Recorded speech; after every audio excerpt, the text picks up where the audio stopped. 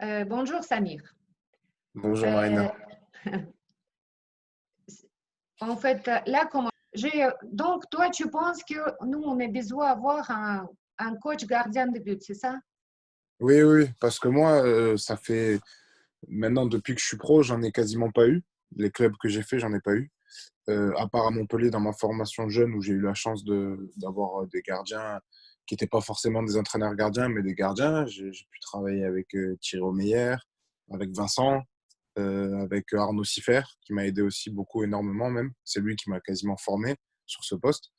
Et, et ça, pour moi, c'est important. Je pense que plus on doit avancer, plus on doit avoir ça dans les clubs. C'est un poste qui doit être mis en avant. Coach, entraîneur, enfin entraîneur gardien. D'accord.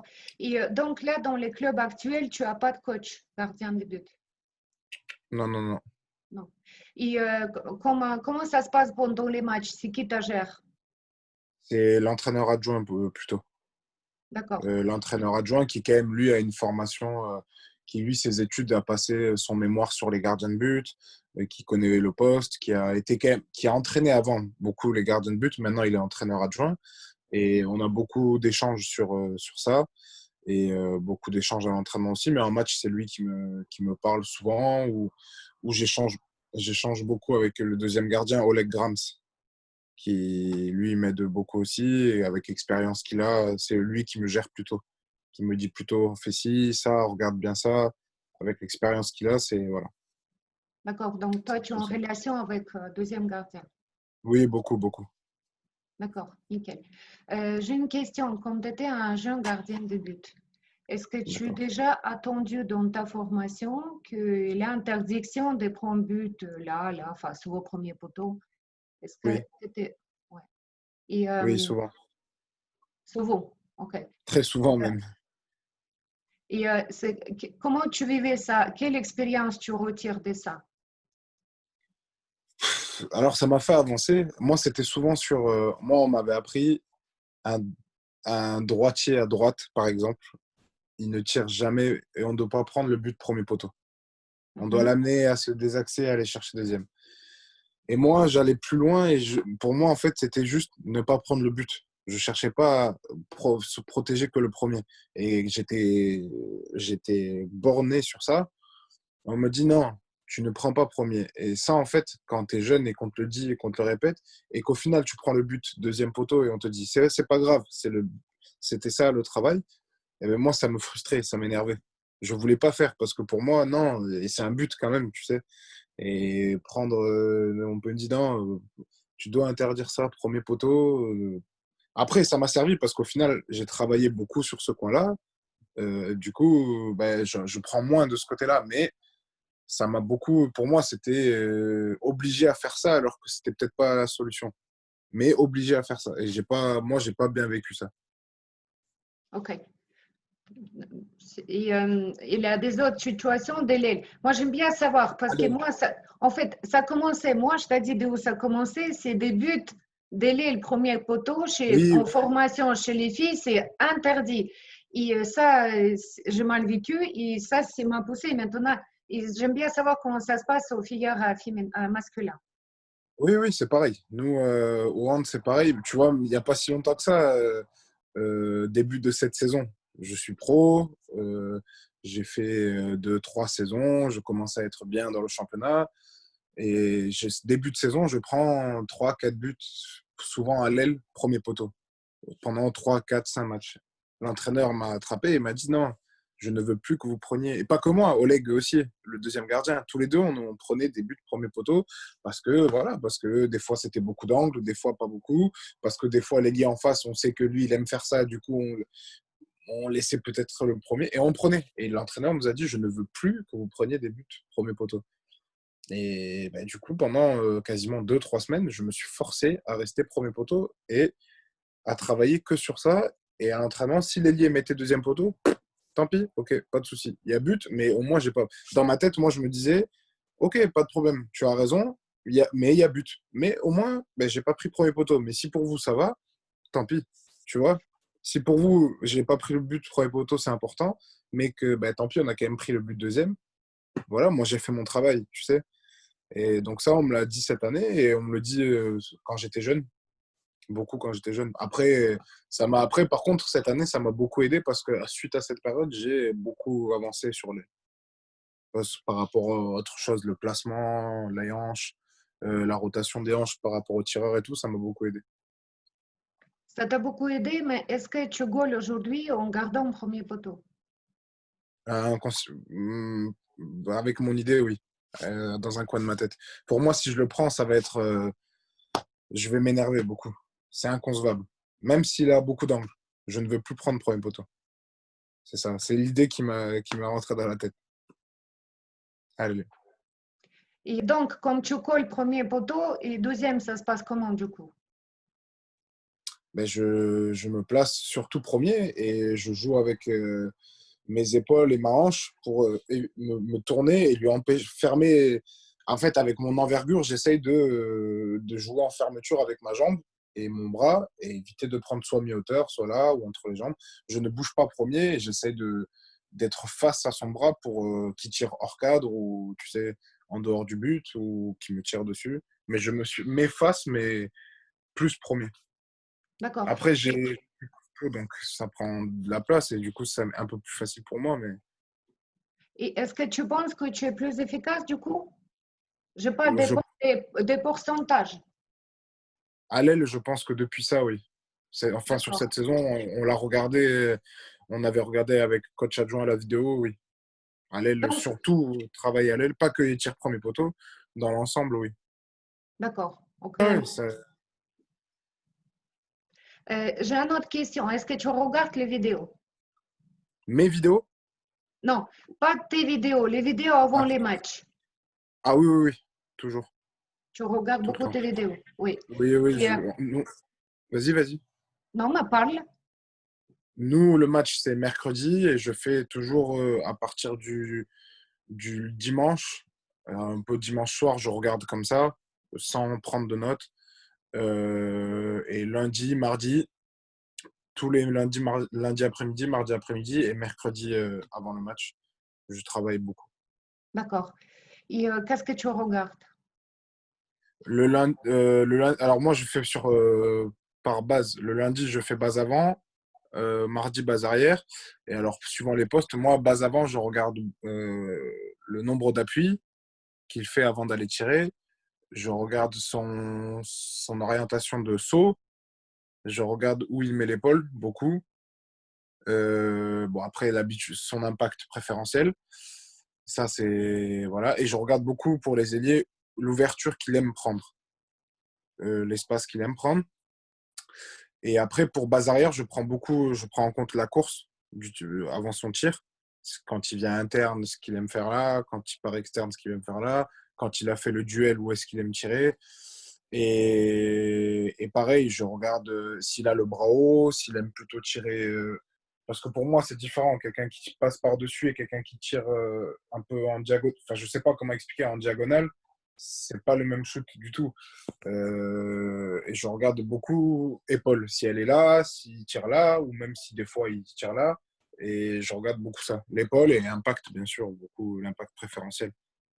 D'accord. Et après, penalty, je fais ordre chronologique dans le match pour voir la fatigue. Quand il est fatigué, pas fatigué, où est-ce qu'il va tirer. Voilà. Comme tu vas en match, comme tu joues les matchs, tu joues Oui. par rapport à des impacts? Au début du match, oui. Oui. Dans les 10-12 premières minutes. Après, c'est moi, si moi j'ai fait des arrêts et que je me sens, tu sais, quand on fait des arrêts, on se sent des fois autrement bien et on n'est que dans le match et qu'il y a une sensation où tu peux tout arrêter. Donc après, là, je me fie qu'à moi et plus à l'impact et à ma défense. Mais au début, je fais confiance qu'à moi et j'ai du mal au début de match à faire confiance à la défense. C'est plus à mes impacts. Parce que dans D1, maintenant, dans le hand, il y a tellement de bons joueurs. Tu sais, quand on joue Paris ou quand on joue voilà, Montpellier, Nantes, les joueurs, ils sont capables, même s'il y a contre, de passer sur le côté, tirer au travers. Donc, je me fais 10-12 premières minutes, c'est moi. Et après, je vois dans le match comment le joueur y réagit et je m'adapte. Donc, 10-12 minutes, c'est programmé en gros. Un peu, oui. D'accord. Sur- Beaucoup pour les ailiers, surtout. Bas avant. Bas arrière, c'est vrai qu'après, si je vois que ma défense est très bien placée, je vais pas aller à l'opposé. Mais c'est beaucoup à l'aile. À l'aile, je suis un peu programmé, oui, de ce que j'ai vu à D'accord. la vidéo. Au niveau des. Donc, est-ce qu'avant les matchs, ça t'arrive que le coach, il t'a dit, par exemple, celui-là, il tire que premier poteau. Et, Oui, oui, oui. OK. Donc, tu commences le match, coach, il t'a dit, il t'a fait clin d'œil, celui-là, premier poteau, tu dis oui, OK. Il va tirer, tu vas faire quoi? Tu vas aller premier poteau, tu vas attendre, tu vas faire quoi? Ça dépend. Si moi j'ai vu à la vidéo qu'il allait premier poteau, si moi je l'ai vu, je ferai, je vais aller peut-être direct. Mais si moi j'ai vu autre chose, je vais attendre. Parce que je me dis, le coach, il a peut-être pas vu ce que j'ai vu moi, alors que moi, je le fais tout le temps à la vidéo. Coach, il a autre chose à penser. Il regarde l'équipe, il regarde tactique, il regarde pas les tireurs, que les tireurs. Et moi, je fais que les tireurs. Donc, je préfère attendre un peu. D'accord. Et maintenant, donc tu prends premier poteau. Coach, il t'a dit, toi, tu prends premier poteau et coach, il n'est pas Hmm. content. Il n'est pas Oui. content. Il dit, je t'ai dit, t'as machin, machin. Est-ce que ça t'arrive, les situations? Oui, ça m'est déjà arrivé, oui, plusieurs fois. Oui. Ça m'est arrivé, et ben, je dis, je m'excuse et je dis, OK, c'est moi.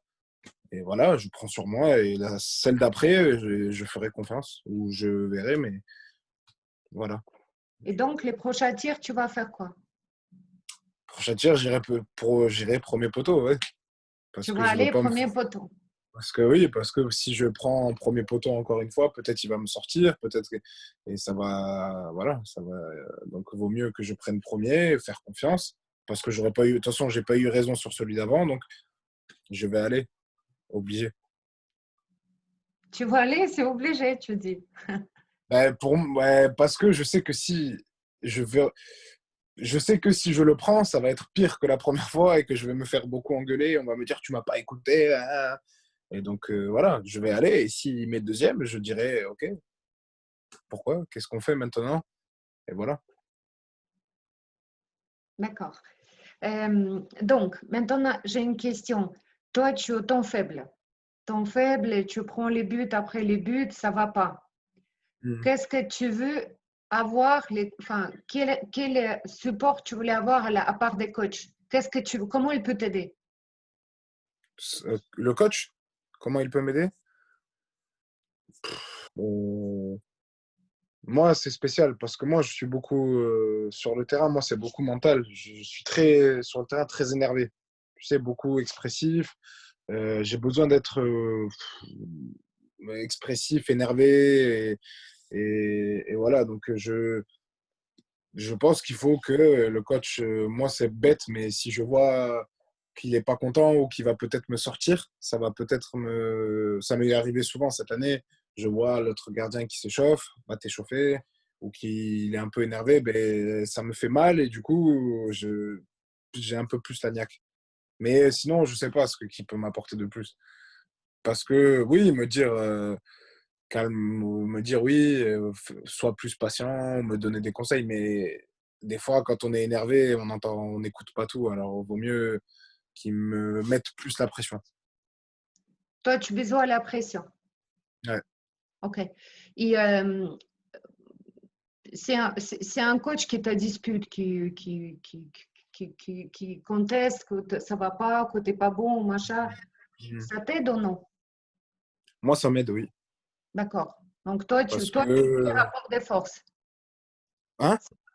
Toi, tu voulais rapport des forces, en fait. C'est pas Oui. pour rien que je Ah, ok. posais cette question. D'accord, d'accord. Ok, ben oui. Oui, parce que ça m'est arrivé plusieurs fois. C'est pas méchant, hein, c'est pas. Oui, Mais oui, j'aime bien après montrer que ben voilà, j'avais raison.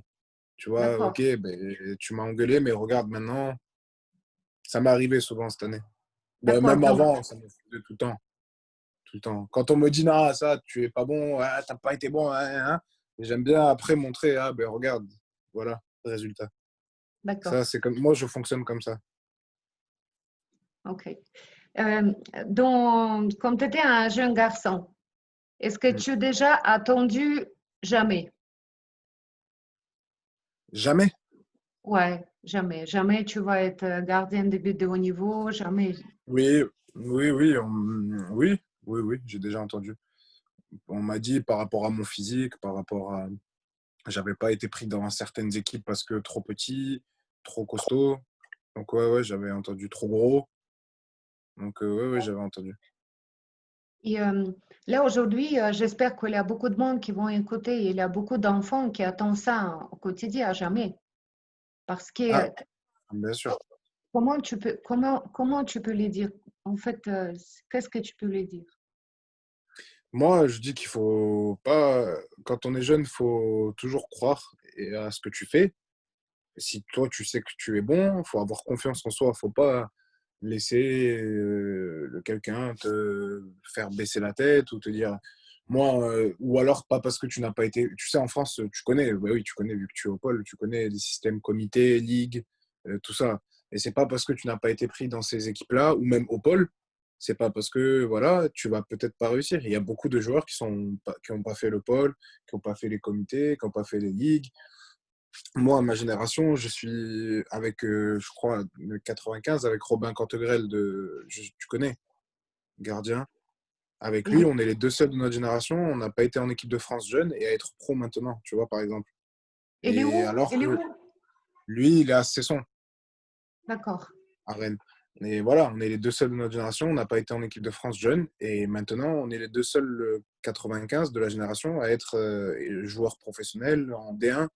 Et ceux qui étaient à notre place, ils ne font peut-être plus du hand ou autre chose, tu sais. Et voilà, c'est surtout ça.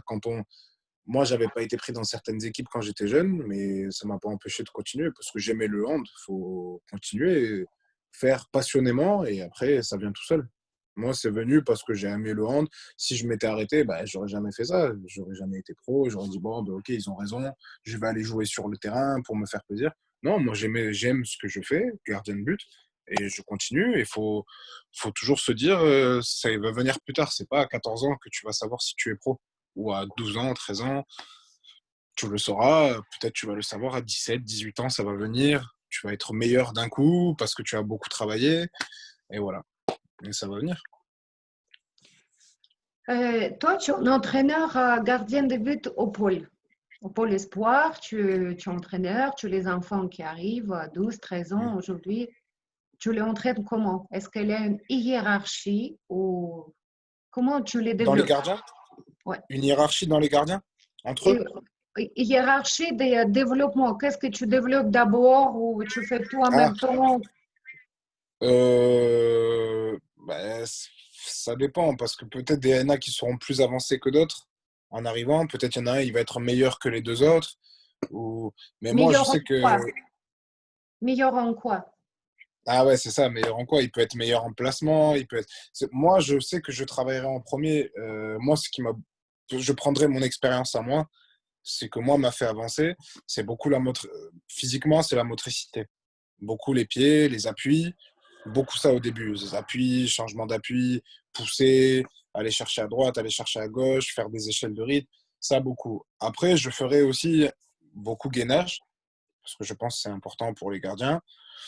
Et moi, mon style, c'est être souple aussi. Parce que je vois beaucoup de jeunes maintenant qui ont du plus de mal moi, je vois ici à Dinguet, je pense, dans cet ordre-là, motricité, physique un peu, et beaucoup étirement. Et après, plus on avancera, et là, vers les fins du pôle sport, je commencerai à travailler mentalement.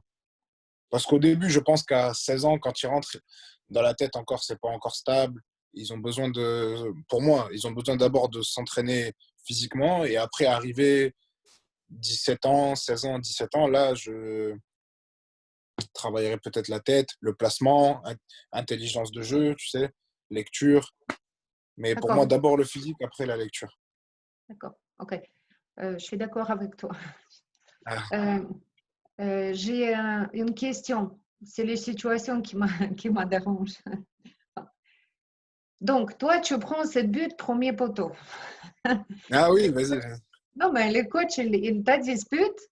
Et donc, toi, tu vas premier poteau. Hmm. En fait, tu enlèves toi-même. Enfin, c'est plus toi qui es chef de projet. Oui, mais parce que, ouais, c'est ça, c'est exactement ça. Mais parce que si je le fais pas et que je prends le but, ça marche dans les deux sens. En fait, c'est la pièce. Si je l'arrête à un autre endroit, je vais pouvoir le regarder et dire, ah, j'avais raison. Moi, je sais qu'il va là. Mais si je vais à cet endroit et que le joueur est encore revenu premier poteau, ben je vais me faire. C'est moi qui vais prendre tout pour moi. Ça m'est arrivé cette année. Là, le dernier match avant le. Non, l'avant-dernier match avant le confinement, on a joué Istres à la maison et c'était très serré. Et il y a un joueur qui a beaucoup tiré dans son bras. Et à la vidéo, il aimait aussi croiser un peu premier poteau. J'ai dit, bon, ok, au début du match, j'ai du mal. À la fin, je fais un arrêt, deux arrêts et c'est le score très serré. Et le coach me dit, il va aller dans son bras à la fin du match. C'était 20 secondes. Il va tirer côté. C'est lui, il va tirer côté bras. Moi, j'ai vu que quand il était course interne, mais tu sais, pas vers demi-centre, mais il était vraiment sur son poste. Il faisait pas grande course centrale. Quand il était sur son poste, il aimait tirer premier poteau en bas, mi-hauteur, traverser. Moi, dans ma tête, je dis non, non, il va aller là. En plus, on a le contre, tout est bien. Il va aller premier poteau. Je vais premier poteau. Enfin, j'attends le tir. Il passe le joueur et il arrive quand même à tirer deuxième. J'ai un peu anticipé et j'ai quand même pris le but deuxième. Et but du match, on perd. On a perdu le match et ben, j'ai tout pris sur moi. Et dans le vestiaire, il me l'a pas dit devant toute l'équipe parce que le coach, il est pas comme ça. Il m'a pris à part, il m'a dit, tu vois, je t'avais dit. Nanani. Et voilà, là, tu peux rien dire. Ok, tu avais raison. Et voilà. Et donc, j'aurais dû l'écouter, mais bon, moi non plus, j'avais pas envie parce que moi, à la vidéo, je vois autre chose. Et pendant le match, je sais qu'il a beaucoup tiré là, il va peut-être changer. Dans ma tête, je me dis, il sait que je sais que tu. Voilà. Parce que je pense qu'à notre niveau, on est obligé d'un peu anticiper. On peut pas attendre tout le temps. Quand c'est des très bons joueurs, on peut pas attendre les derniers moments. Quand tu as Hansen ou Karabatic ou Anim Elohim Prandi, par exemple, tu peux pas te permettre d'attendre. Il faut un peu anticiper, sinon tu vas te faire traverser. Donc là, comme toi, tu parles, Mm. enfin, c'est quelque chose qui... donc, coach qui est sur les bancs, elle s'est mis ou elles sont mieux que toi qui est dans les buts. Ok, tu as pris les buts. Oui, mais pour T'as- moi, non. Moi, je suis d'accord avec toi. Pour moi, il ne sait pas mieux que moi. Mais je suis obligé de suivre parce que c'est lui le coach et que si je fais pas, moi, c'est moi qui vais être sanctionné. Tu vois? C'est pour ça que je Donc, te dis. je dis encore une fois, c'est les coachings, c'est-à-dire que c'est pas toi qui es chef de projet. C'est toi Ah qui oui, es dans les buts, mais c'est pas toi qui décide. voilà, Et, voilà. est-ce que Par tu exemple, penses, hmm, par exemple, j'ai une situation idéale. Tu sais, ça, les choses que tu parles, ça se passe quotidien dans toute l'équipe, c'est pas ah oui, que oui, dans je l'équipe. sais, non, non, bien sûr. Situation idéale. Toi, tu commences à jouer les matchs et ton coach, enfin, idéal pour moi, désolé, je t'ai fait influencer par Non, toi. non, non, non, vas-y. Donc, coach, il t'a dit, écoute, Samir, moi, franchement, je t'adore un carton blanc. Toi, tu fais qu'est-ce que tu veux. J'ai confiance entièrement à toi. Il ne regarde pas toi. Il t'a fait pas. Je t'ai dit machin, je t'ai dit machin. Franchement, tu vas dans ton match, tu sais que c'est toi qui es chef de projet. Est-ce que ça t'aiderait ou toi, tu préfères diriger quand même Non, à... non, ça m'aiderait parce que, par exemple, j'ai fait une année à Massy où j'avais fait une très belle année en D1. Et j'avais fini deuxième meilleur gardien du championnat. Et cette année-là, le coach m'avait donné carte. Je venais d'arriver et il m'avait donné carte blanche. Moi, Et tu viens de parler d'une situation que tu regardais les vidéos et d'habitude il tire là et les derniers matchs tu contre Istres, dernier but et oui, il a tiré. Donc à ce moment-là, le vidéo il t'a pas aidé, il t'a trompé du coup. oui, parce que en fait, ça, ça dépend des joueurs. Des fois, il y a des joueurs quand ils sont fatigués à la 59e, ils vont tirer là où ils aiment. Lui, il a été bon, il a changé son impact. Donc D'accord. voilà. Non, oui, des fois, la vidéo, elle peut servir sur certains joueurs. Après, les très bons joueurs, ils se disent, bon, même si ils arrivent à changer partout. Moi, un exemple que je prends tout le temps, hein, pour moi, le joueur qui est très dur à lire, c'est Hansen de Paris. Et on a beau faire vidéo, il peut être fatigué, il peut être touché, il va changer son impact tout le temps. Il va tirer croisé, il va tirer côté bras, il va remonter la balle. Et je dis, bon, voilà, tu peux, des fois, ok, il faut te fier à toi, c'est duel pur. Pas de vidéo, pas de. C'est juste regarder le bras et aller là où il faut être. Tu peux Et rien faire d'autre. alors, comment tu as vu ce duel pur? Comment tu as vu Ben, à jouer en instinct? deux, j'ai pas entendu. De jouer en instinct, sans vidéo, sans travail, rappeler Ben, celui qui est là. je regarde beaucoup épaule, le bras surtout où il va sortir. Et j'essaye de m'aider beaucoup de ma défense. Si le bras est là, si je vois qu'il est loin du corps du défenseur, je me dis il va pas pouvoir croiser parce que s'il croise, il va toucher la défense. S'il arrive à passer le bras et je me dis ah lui en face, je sais pas, lui c'est un très bon joueur, il sait le faire, il passe le bras. Je vais peut-être m'attendre à ce qu'il remonte le ballon ou il croise en costal. Donc, ça dépend du joueur, mais là, je regarde toutes les infos que j'ai devant moi. La course, il vient interne, ses épaules, elles sont tournées, ça va être dur pour lui de recroiser ici. S'il a le bras par-dessus, est-ce qu'il va pouvoir contourner? Je regarde tout. Je regarde purement tout physiquement et la défense. Beaucoup, beaucoup la défense. Je m'aide beaucoup de ma défense quand c'est comme ça. OK. Et donc, c'est juste une question. Est-ce que tu penses que toi, enfin, est-ce que ça t'est arrivé déjà à jouer sans regarder les vidéos? Euh, franchement, non. On est venu en question. Bon match, c'est quoi pour toi? Pour moi, un bon match, tu sais, c'est même pas les chiffres. Pour moi, pour un gardien, je parle, que Pour spécifiquement toi. gardien. C'est Pour vraiment pour moi, toi. pour un gardien, pour moi, un bon match, c'est même pas les chiffres. C'est si tu as fait 5 arrêts, si c'est les 5 dans les 5 dernières minutes, pour moi, c'est un bon match. Si tu as gagné. Si tu as perdu, bien sûr que non, mais si ton équipe a gagné et que dans les 5 dernières minutes, tu as fait 5 arrêts, pour moi, c'est ce qu'on va retenir. Donc, toi, tu parles de ton saison comme tu étais en plein liberté Oui, et tu étais efficace. oui, oui, maintenant je le suis je le suis aussi maintenant parce que là où j'étais en pleine liberté, d'un autre côté, j'ai pas beaucoup travaillé. Je veux dire, euh, comme j'étais libre, j'étais beaucoup autonome et le coach, il me dit, OK, il me donnait tout le temps raison. Donc, personne ne me redisait, non, Samir, là, t'as pas fait bien ça, On m'a pas beaucoup corrigé, en fait. Alors que là, à Dunkerque, on me corrige beaucoup et ça me permet d'avancer. Et peut-être que ça va payer dans un an ou deux. Voilà. Moi, mon objectif, c'est à 27, 28 ans, 29 ans, être au top. 28, 29 ans, être au top dans 3, 4 ans. Il a une dernière minute de la match. Donc, Oui. il reste 15 secondes. 15 secondes, tu es en possession de ballon. Il a égalité. Et le match hyper important, il faut gagner. Mhm. Et toi, l'ailier qui est parti au contre-attaque, elle est toute seule. Et les coachs qui crient non, stop, stop, stop. Tu fais quoi? Pour relancer. Tu relances ou tu écoutes coach et tu ne donnes pas contre-attaque? Non, s'il est tout seul, je relance. Tu Si moi, je suis relances. sûr de ma passe, oui, je relance. Mais moi, D'accord. c'est parce que moi, je suis comme ça. J'aime beaucoup les relances. J'aime même, j'aime beaucoup tenter la belle passe. Donc, donc oui, je relance sûr. Même si, D'accord. voilà. Mais après, je suis sûr de moi et je sais qu'elle va arriver. Si je le fais, c'est que pour moi, c'est une situation que j'ai fait 40 fois, 50 fois à l'entraînement et que pour moi, c'est facile. Si je la fais, c'est que je sais que je vais la passer. Mais je la D'accord. relance, surtout si c'est 10 secondes qu'on peut marquer et derrière, au moins, on est sûr de au moins pas perdre. D'accord. Est-ce que pour toi, ça existe les buts de merde?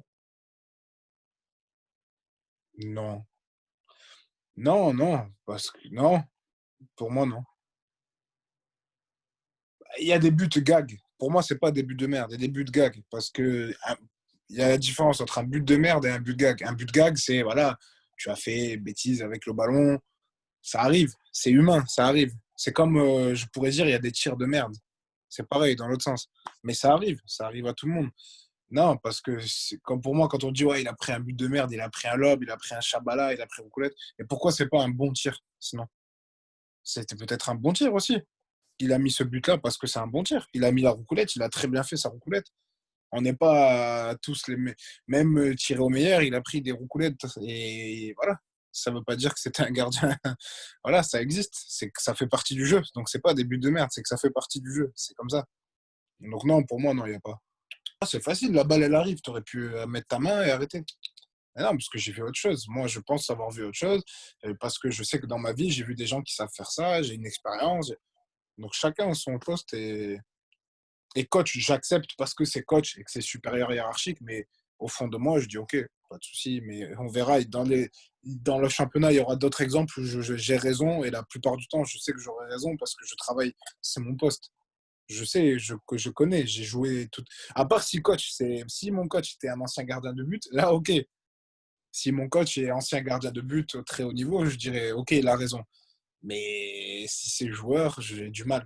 OK, d'accord. Tu as été très.